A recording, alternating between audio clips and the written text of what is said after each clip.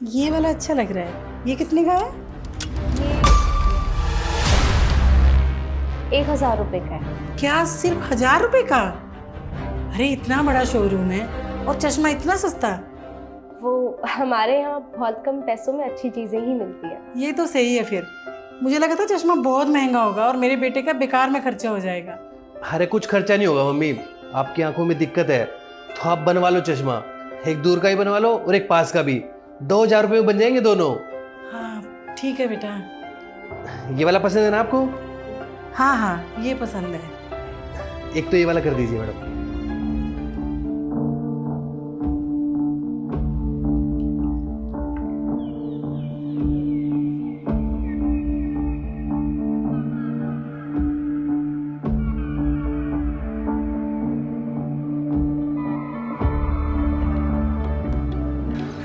सही है ना मम्मी?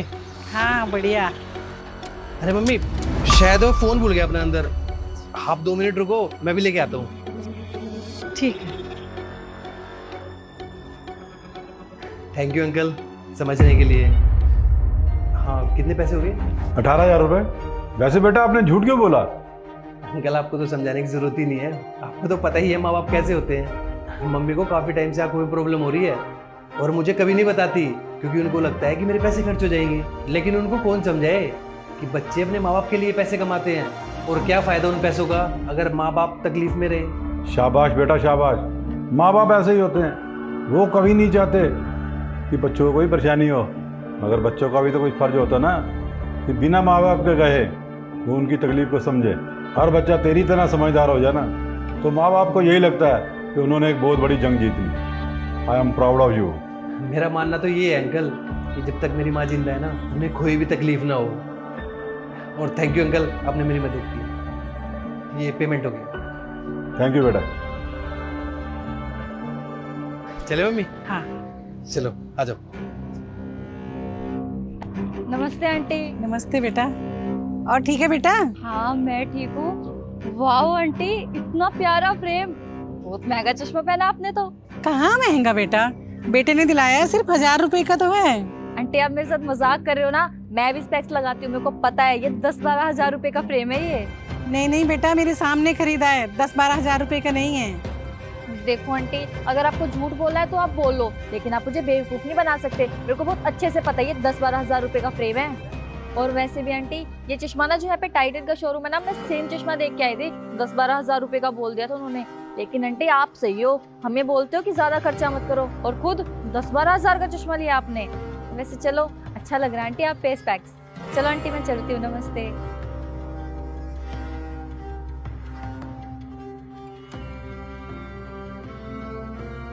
मुझे तो उसने सिर्फ 1000 रुपए का दिया है। दुकान वाले से पूछ के आती हूँ मैं।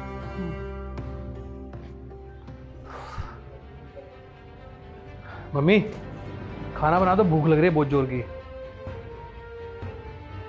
अरे मम्मी बैठी क्यों हो, जाओ ना खाना बना दो ना।